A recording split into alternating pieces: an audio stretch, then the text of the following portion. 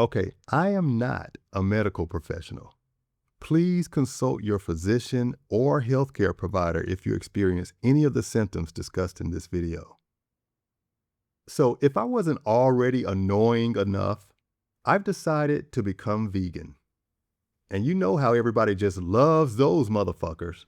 But yeah, you would think that after all my self-righteous bullshit about unlocking your best life and post-grad power moves, which by the way are really good audiobooks. If your life is fucked up and you don't know what to do next, I highly recommend listening to those books. I'll put the link somewhere on the screen. Anyway, you would think that after all of my self-help, motivational, power move bullshit, that I would give it a fucking rest. But no. I had to make myself even more unlikable by adding vegan to my repertoire. But listen, I didn't suddenly become vegan because I wanted to seem more enlightened. I didn't become vegan because I watched some documentary. I didn't become vegan because I suddenly developed a spiritual connection with cows. And I definitely didn't become vegan just to annoy the shit out of people. I became vegan out of necessity.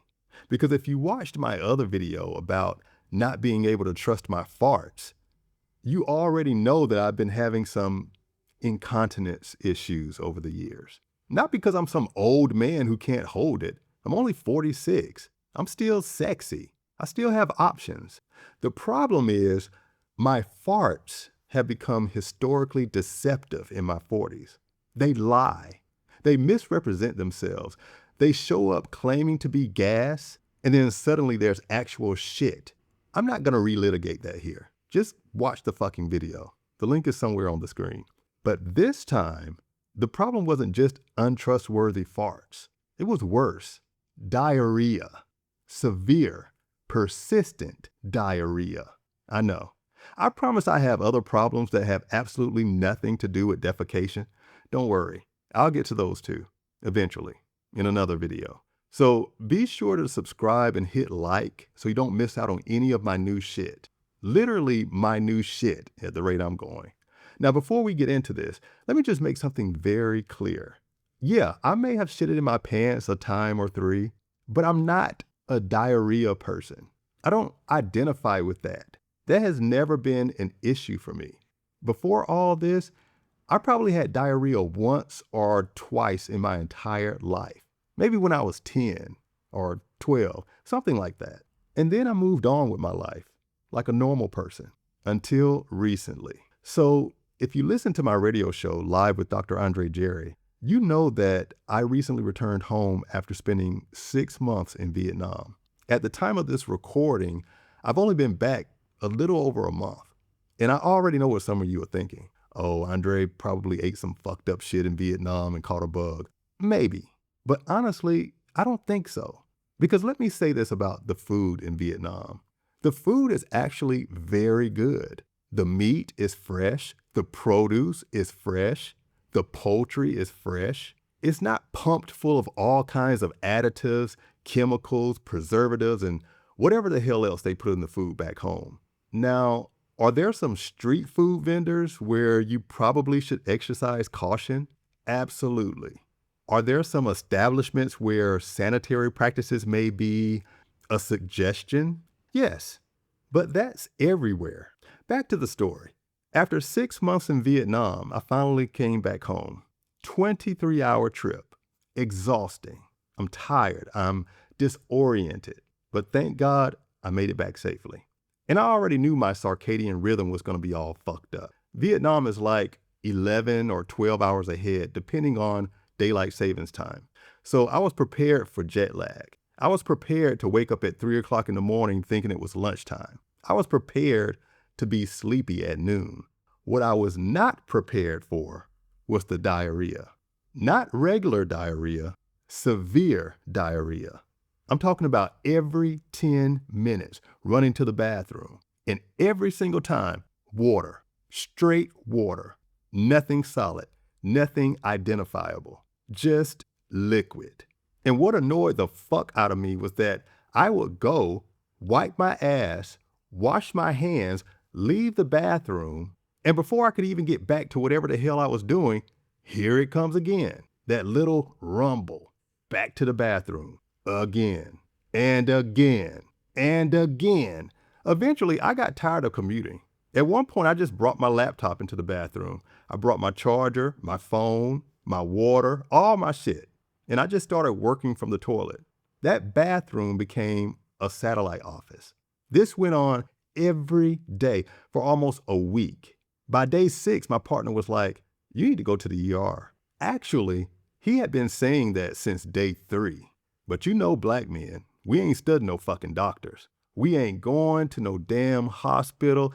And I hate perpetuating that stereotype, but black men do not fuck with the doctor. And you know I'm telling the truth. We have to be damn near dying, like one eye closed, foot hanging off, questionable pulse. Then we'll be like, yeah, maybe I should get that checked out. But his concerns were valid. Dehydration, viral infection, bacterial infection, parasites, whatever. And by that point, even I was getting concerned, especially because I had already made the mistake of researching my symptoms on YouTube. Now, you already know YouTube comments is where peace goes to die.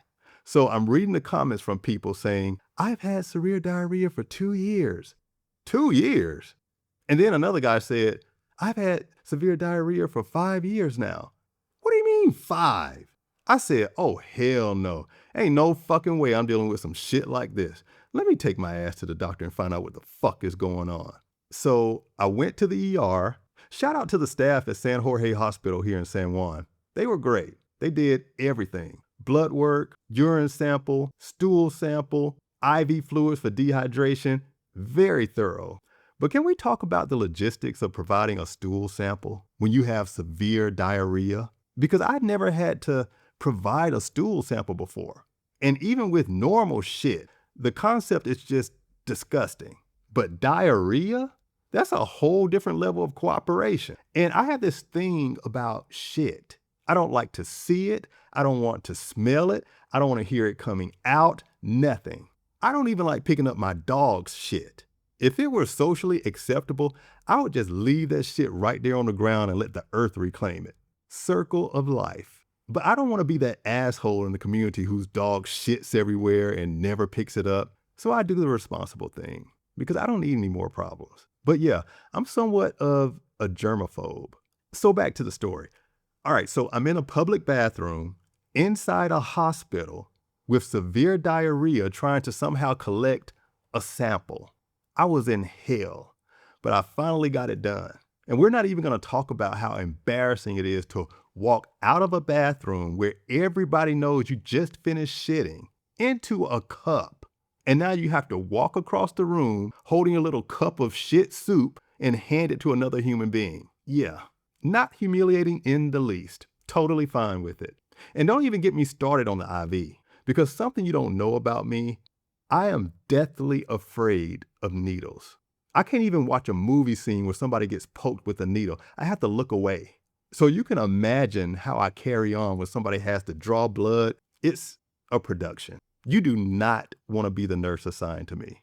So, of course, to administer the IV, they have to put a needle in my hand. The nurse, bless her heart, she hasn't even touched me yet, and I'm already hyperventilating.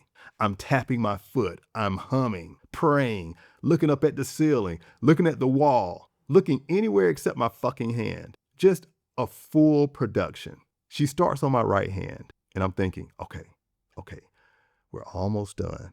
And then I hear my partner say, "Oh, Pa, I'm so sorry." I said, "What do you mean you're so sorry? What's going on?" Now I'm trying not to panic. And then the nurse says, "I couldn't get it. I have to try the other hand." Oh, no, the fuck you don't. Bitch, if you don't get the fuck away from me. Of course, I didn't say that out loud. That was internal. Out loud, I said something like, "Oh, God, please, please, no, God, please. All of this for an IV? Can I just drink it?" She laughed, of course. She was like, "No, baby, you can't drink it. It has to go through an IV." I was like, oh, shit. Okay, so I take a deep breath and we do the whole damn production again. Tapping, humming, praying, negotiating with God. And this time, she gets it in. We're good.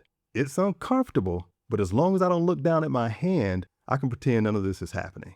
So while the IV is doing its thing, we're waiting for test results. About 2 hours later, everything comes back negative. No viral infection, no traveler's diarrhea, no bacterial infection, no parasitic infection, nothing. I'm good. The doctor gives me probiotics, tells me to rest, stay hydrated, let the IV fluids finish doing their job, and they discharge me. And I'm already feeling better. More energy, less nausea, less lethargic, and psychologically, I feel great because I know there's nothing seriously wrong, right? So I go home. I still have a little diarrhea that day, but it's tapering off. The next day, nothing, constipated. And after what I had just been through, a day without shitting was heaven. I was like, thank you, Jesus, we're back. Then another day passes, normal bowel movement. I start eating regular food again. I'm feeling good. I even fucked a couple of times. Life is good. I'm healed. Until the diarrhea came back. Yes, the shit came back with a vengeance. But here's what made it worse. It waited 3 or 4 days, just long enough for me to trust again, just long enough for me to believe, okay, I went to the doctor, they tested me, I took the meds, I'm good. And then one day, I feel that little rumble in my stomach. That rumble that says, get ready, bitch, it's about to go down. So I run to the bathroom, straight liquid, coming out like a faucet. And I was devastated. I remember literally crying out, Lord, please, what have I done wrong? And I know that sounds so fucking dramatic, but that's literally what I said. And almost immediately after I said it, a thought came into my head. You know, you talked a whole lot of shit about Vietnam on your last radio show. And that's when it hit me. The Vietnamese gods. These motherfuckers are behind this.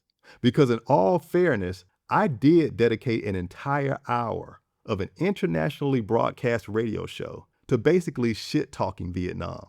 And apparently, the gods heard that shit. What's even more fucked up is that I was still in Vietnam when that episode aired. Looking back, that was kinda disrespectful as fuck. I guess I could have waited until I got home. Like, have some decorum. But seriously, y'all, the episode wasn't that bad. I mostly just talked about some of the experiences I had while living in Vietnam.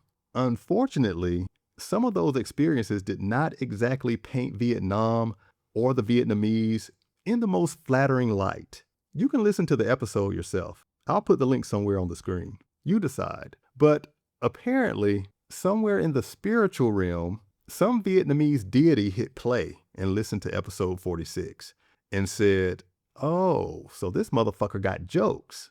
And here we are, Vietnam's revenge. So now the diarrhea is back. Not constantly like before. No, the shit became strategic. It would disappear for 3 or 4 days, let me relax, let me eat, let me believe I was healed, and then attack. So now I'm pissed, and I'm hiding it from my partner because I know if he finds out, he's going to start with this, you need to go back to the hospital bullshit, which was absolutely not fucking happening. Not because the treatment was bad. The hospital was great. The staff was great. But I was not getting another fucking IV needle stuck in my hand. Fuck that. So now I'm secretly having diarrhea, trying to act normal, going to the bathroom 5 times, coming out like, what? Everything's fine.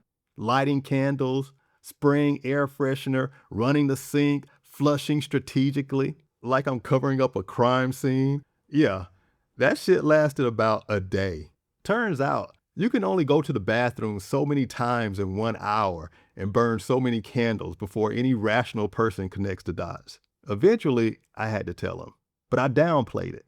Oh, it's just a little loose. No, it was not a little loose. But I needed him off my ass about going back to that hospital. But something good did come out of all this though, because my dog has occasionally had diarrhea too. We eventually changed his food and that helped. But before that, every time he had diarrhea, I used to raise hell. Because you know how much I love cleaning up shit. And I'd fuss at him, why are you doing this? This is disgusting. Come on, man. Like he woke up that morning and chose diarrhea. But after dealing with diarrhea myself, on and off, I developed empathy. I looked at my little dog differently. I was like, you know what, son? I understand now. So I apologized to him, told him I was sorry for fussing, told him I understood that he couldn't help it. And strangely, we bonded over diarrhea. It brought us closer, made me a better parent. So, silver lining. The not so silver lining was that the diarrhea still wouldn't completely go away. Now we're approaching 3 weeks, and those YouTube comments are still in the back of my mind. 2 years, 5 years. No, absolutely the fuck not. I'll be damned if that's gonna be me. 2 years? 5 years? Baby, please. I'll go on the dark web and find me a euthanasia pill and take 2 of them motherfuckers before I spend my life like that. Hell no. Because understand where we are now. I already can't trust my farts. Traditional underwear? Gone. I wear Depends. That is now part of my life. I'm wearing adult diapers at 46. I'm spending so much time in the bathroom, it's become my new home office. And in fact, as I'm writing this comedy script, I am literally sitting on the toilet in between diarrhea episodes. Disgusting? Yes, but also efficient. You really think I'm doing this for the next 2 to 5 years? Absolutely the fuck not. We're gonna figure this shit out. Now, I will say this. The diarrhea wasn't entirely without benefits. 3 good things have come out of all this shit. Number 1, it made me a better parent to my dog. I understand that little motherfucker now. Number 2, it apparently healed diplomatic tensions between me and Vietnam. You're welcome, America. And number 3, I got skinny again. Seriously, after all this shitting, I got my 20s body back. The other day, somebody asked me if I was on Ozempic. And I was like, I guess that's a compliment? No, ma'am, not Ozempic. Diarrhea. Glass half full. Silver lining. Anyway, back to the investigation. So now I'm keeping a food journal, writing down everything I eat, what time I ate it, what happened afterward, basically conducting forensic analysis on my own ass. I'm intermittent fasting. I cut out dairy, started reducing meat, being more mindful of what I'm eating, watching ingredients, paying attention, trying to figure out what the fuck is triggering this. And yes, I have also made a supplication to the Vietnamese gods. There has been an apology.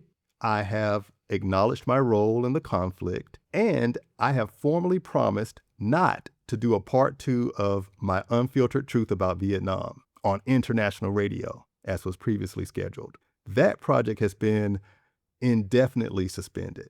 We are pursuing diplomacy, and while negotiations continue, I have implemented dietary sanctions. Dairy, gone. Meat, suspended. Processed bullshit, under review. At this point, I'm exhausting all available remedies, which brings us back to where we started. I became fucking vegan. Not because of ethics, not because it's popular, not because of climate change, not because I suddenly wanted to save the animals, not even because I wanted to look better, feel better, or become more enlightened. No, I was terrorized into veganism by my own digestive tract, which apparently has been under attack by the Vietnamese gods. So if you see me eating tofu, mind your damn business. This is diplomacy.